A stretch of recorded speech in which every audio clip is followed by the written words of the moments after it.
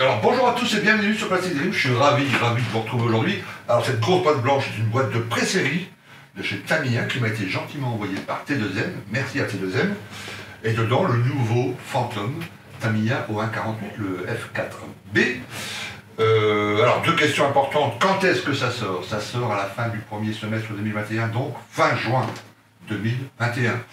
Deuxième question, le prix, eh bien à mon avis, dans la même gamme de prix que les Tom 4 de chez Tamiya, sortis il n'y a pas longtemps, donc 90. Ouais, mettez 100 € de côté, ça sera très bien. Voilà. Est-ce que c'est justifié ce prix? Alors, on va faire une revue de boîte un peu spéciale, pas comme d'habitude. On va d'abord monter à blanc, c'est-à-dire le monter entièrement, ok, puis je vous montre les petits détails, tout ça, etc. Ça va durer 15-20 minutes à peu près.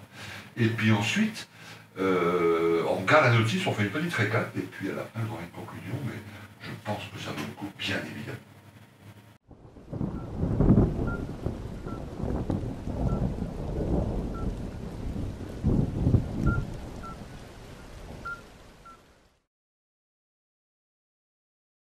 Alors, un rapide coup d'œil dans la boîte, qui est quand même assez grande, même taille à peu près que le F14. Ok, elle fait à peu près 50 cm de long, donc elle est quand même une boîte assez imposante. Bon voilà, elle est bien pleine.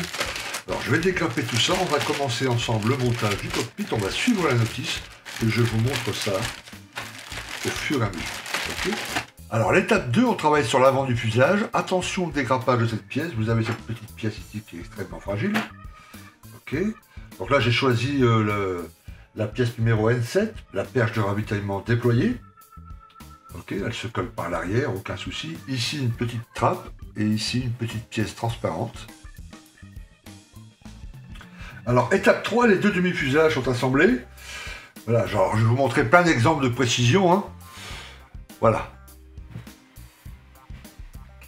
Vous voyez, c'est l'arrière, il y a des pièces au bout, là, qui ont été rajoutées. On voit à peine lesquelles c'est, tellement l'assemblage est parfait. Hein. Parfait, parfait, parfait. Il y a même... Alors, je ne sais pas si on va bien le voir, j'espère. Voilà, cette pièce-là, et ici, là, ce sont des pièces rajoutées. Collé, bon, on voit légèrement la colle qui brille là, mais l'ajustage est parfait. Vous voyez, il y a même là le petit, la petite gravure là qui poursuit parfaitement, c'est nickel. Pareil pour l'avant, la petite trappe ici, on voit il y a une légère couleur différente. Voilà, une petite pièce à l'intérieur et l'autre pièce, pareil. Alors regardez la finesse des parois latérales du cockpit. Donc là, vous voyez, pas de photo découpe, un joli travail de peinture. Il y a quelques décals à poser là-dessus, d'après la notice. Ça sera parfait. Alors regardez les planches latérales. À l'intérieur du cockpit, on a monté la plaque de fond là. Il n'y a pas beaucoup de pièces, hein. Il y a 2-3 pièces collées. L'assemblage est parfait. Alors je vous le montre avant parce qu'après je vais coller la plaque de l'autre côté ici et on verra beaucoup moins l'intérieur. Voilà. Donc tout est, on peut tout peindre avant, hein, au pinceau tranquillement, faire ça vraiment bien. Et c'est vraiment mais au micron près.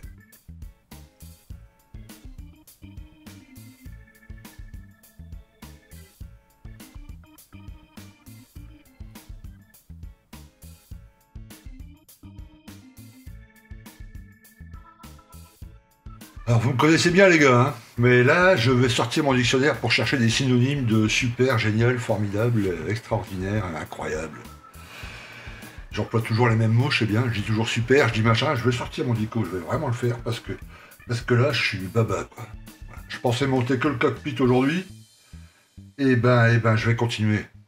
Tant pis, je voulais sortir un peu, je sors pas, je vais rester à l'atelier, parce que là je prends un pied, mais un truc de ouf.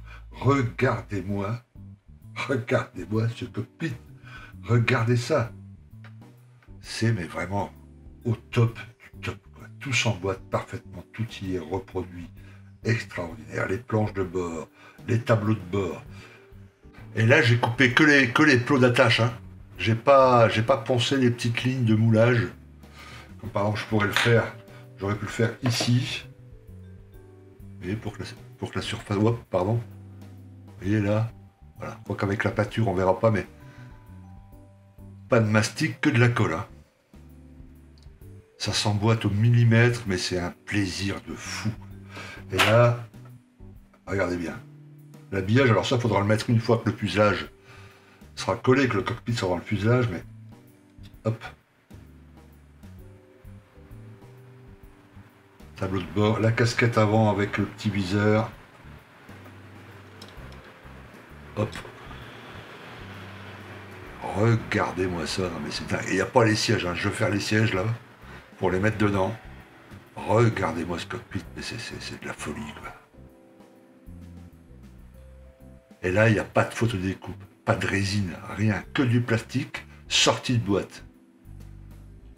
Regardez, il y a même, parce que tu vois, ça là derrière, à l'arrière du tableau de bord, là, pour les plus aventureux, pour mettre des petits câbles. Parce que ça va se voir ici, il y a la verrière qui va s'ouvrir. Le petit truc, là, il se voit ici. Donc là, vous allez pouvoir vous amuser, faire sortir des petits câbles, etc. Mais ils ont tout prévu, tout prévu. Regarde-moi ça, regarde. Out of the box. Incroyable. Voilà, le puits de train avant.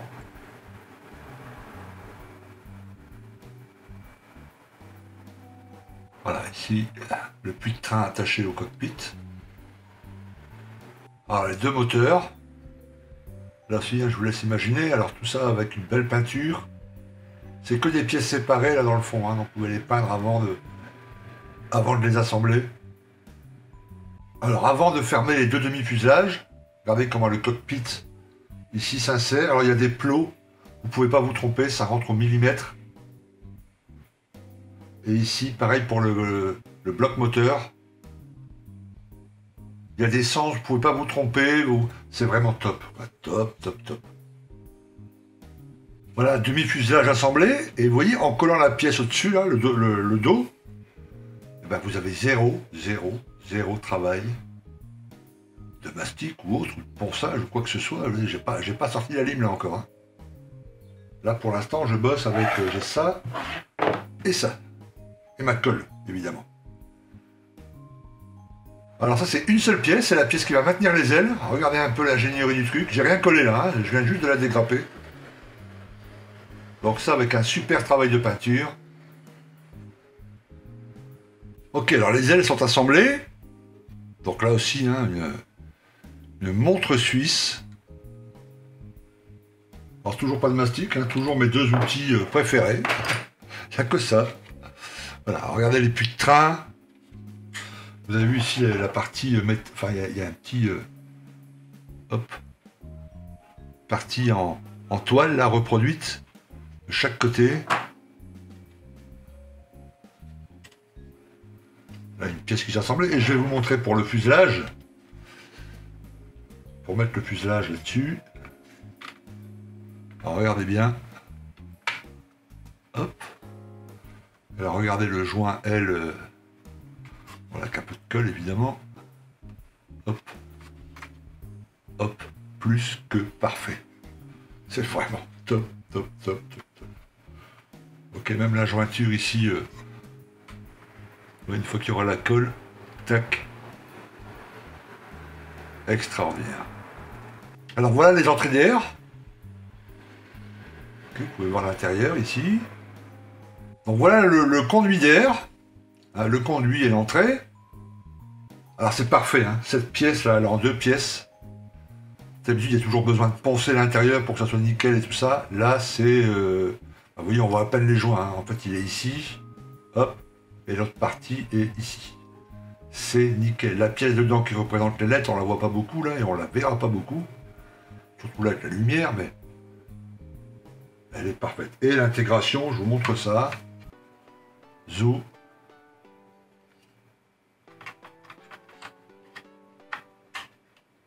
Tac.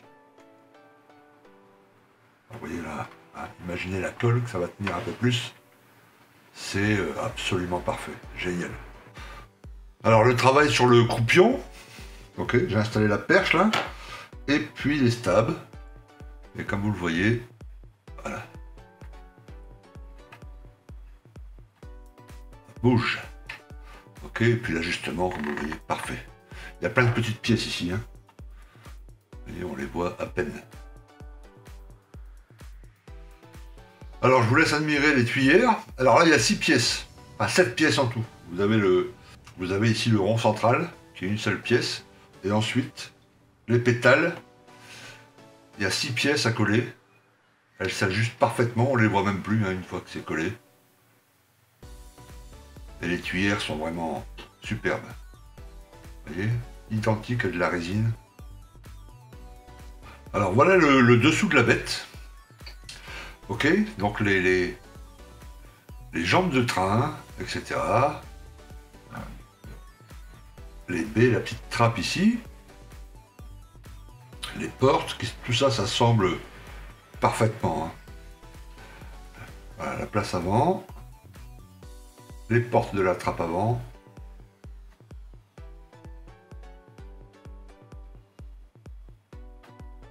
Je vous montre aussi en détail à peu près le...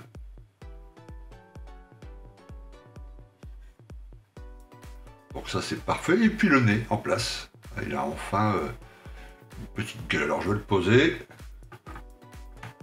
Voilà. Et puis je continue.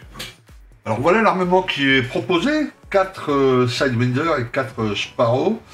Alors les fûts sont d'une seule pièce, hein, ça, donc c'est pas mal. Quand on n'aura pas à poncer, quand c'est deux pièces à coller, il faut poncer le tour, il faut faire attention que ça soit bien rond et tout ça. Là c'est d'une seule pièce, donc là c'est parfait. Les petites ailettes à coller. Il y a 7 pièces ici par Sparrow et là 5 pièces par Sidewinder.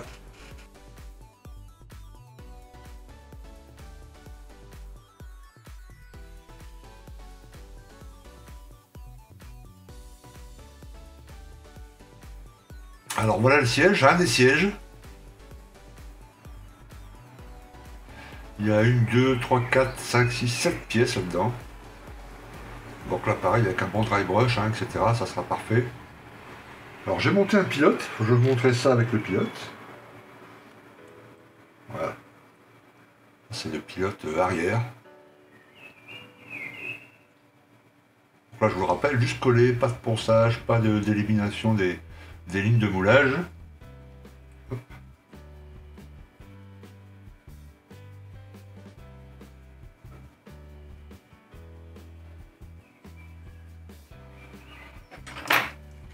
Alors ce petit plot ici, ce petit plot ici sert à fixer le siège dans le cockpit. Le système est très bien foutu.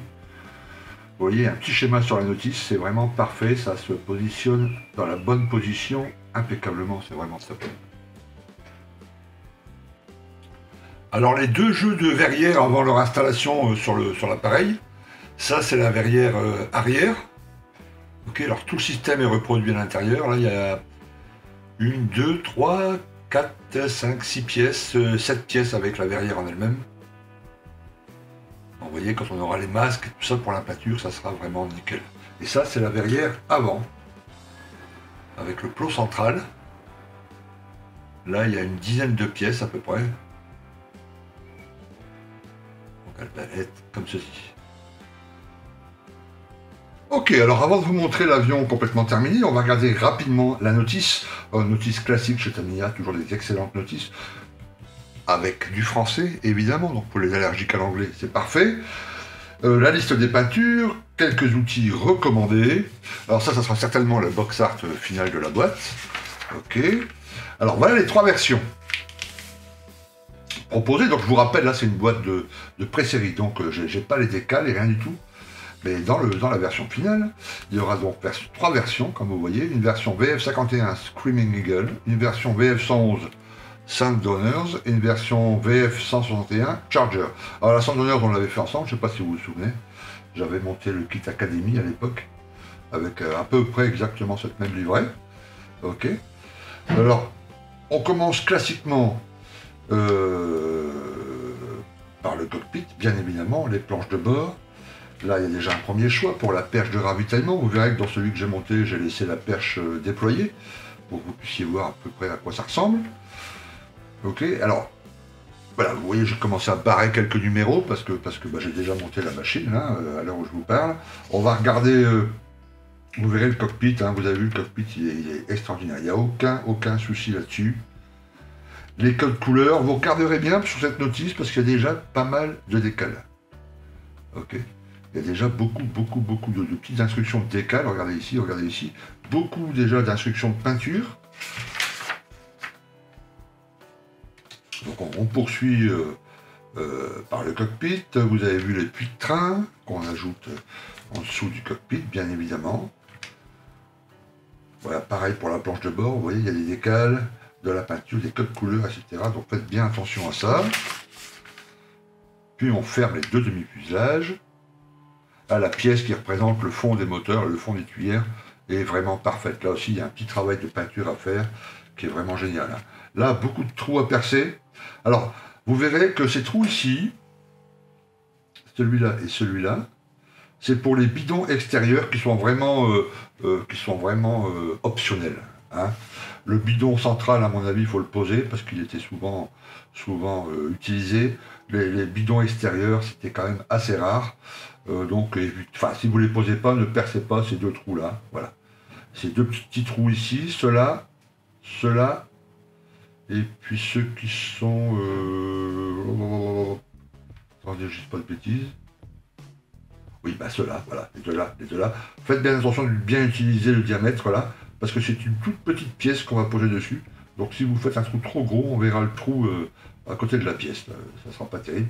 Donc voilà, utilisez bien le 0,8 et le 1,2 en mèche. Voilà, puis ceux-là, c'est ceux-là que je vous parlais. Les deux là, ça, ceux-là, faites bien attention d'utiliser, comme les recommandations Tamiya, là, 0,8 et 1,2 mm. Ok. Bon là, c'est le dessous de l'appareil. On commence à installer les parois des baies de train. Là aussi, il n'y a aucun souci. C'est ces petites pièces-là dont je vous parlais. Vous voyez, ces petites pièces-là, c'est les deux petits trous ici. Donc elles sont très fines. Et si vous les faites trop gros, vous ne respectez pas le diamètre proposé par Tamiya, et ben on verra le trou à côté de la pièce, ce qui ne sera pas terrible. Hein. Voilà, donc cette étape-là aussi, zéro problème. Tout se met parfaitement. On fixe en dessous du nez. Là, il y a une petite pièce aussi à rajouter. Les tuyères, vous avez vu, ça se monte tout seul. Les stabilisateurs horizontaux. Le support des stables, donc ça, bon, assez facile. Vous avez vu que la pièce, après les stabilisateurs peuvent bouger. Hein. Donc c'est assez bien conçu, vous verrez. Et puis une fois que tout ça est assemblé, c'est impeccable. Cette pièce-là, ça se voit pas du tout. La perche, bon, il y a moyen très facilement, hein, vu le système d'attache, si vous voulez la déployer, qu'elle soit descendue. C'est pas prévu par Tamiya, mais il n'y a aucun souci, vous y arriverez très facilement. Ça, c'est une très belle pièce. Bon, vous voyez, Tamiya vous propose de tout peindre pièce par pièce, puis ensuite de les installer. À vous de voir, Mais il y a des codes couleurs, là, voilà, qui vous expliquent parfaitement bien ce que vous devez faire. Et ça se fait vraiment tout seul, hein, avec un peu de patience, une petite pince. Si les pièces bien nettoyées, bien dégrappées, c'est vraiment parfait au micron près. On attaque les trappes de train, puis on travaille sur le dessous de l'appareil. Les trappes de train avant. Puis on commence à travailler sur les trains, le nez, le radome. Voilà, les trains principaux, le gauche, le droit. Là aussi, pas beaucoup de pièces, mais les pièces sont extrêmement gravées, extrêmement détaillées. Donc il n'y a pas de souci, et tout ça, ça semble impeccable. Ok. L'évacuation d'air. Alors qu'on ne verra plus beaucoup, on ne voit pas le dessus, on voit légèrement un peu ici à la fin. Hein. Et vous pouvez ça aussi travailler cette pièce-là, et tu vois, il y a des codes couleurs, un petit dry brush là-dedans, et ça sera nickel pile poil. Alors ensuite, le choix des ailes. Le bout des ailes plié ou sorti, les volets abaissés ou sortis, et puis les aérofreins rétractés ou déployés. Alors moi j'ai fait déployer, là j'ai fait abaisser, et là j'ai fait sorti. Ok, vous verrez ça sur le truc final. À vous de choisir. Ensuite on installe les volets, on installe les aérofreins ici. Là aussi, hein, pour les baies de train, vous voyez, pour les trappes, voilà, c'est pas... les trappes qu'on a installées à l'étape, je sais plus laquelle, là. Hop, ici, par exemple, tu vois, ce genre de petite trappe.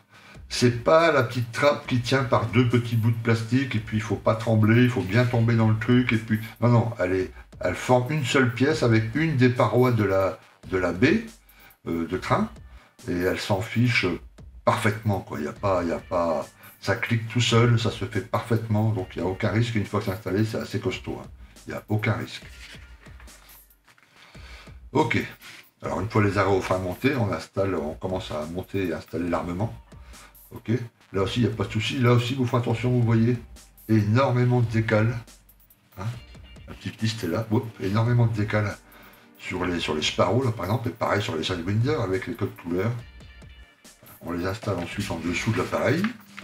Ok, le bidon largable, réservoir largable central, ça à mon avis il faut le mettre. Alors quelques petites antennes à droite à gauche. Et là c'est ça, voilà, les pylônes d'extérieur d'ailes, donc c'est les pylônes qui sont de chaque côté des ailes. Ils étaient très rarement employés, donc moi je ne les ai pas montés.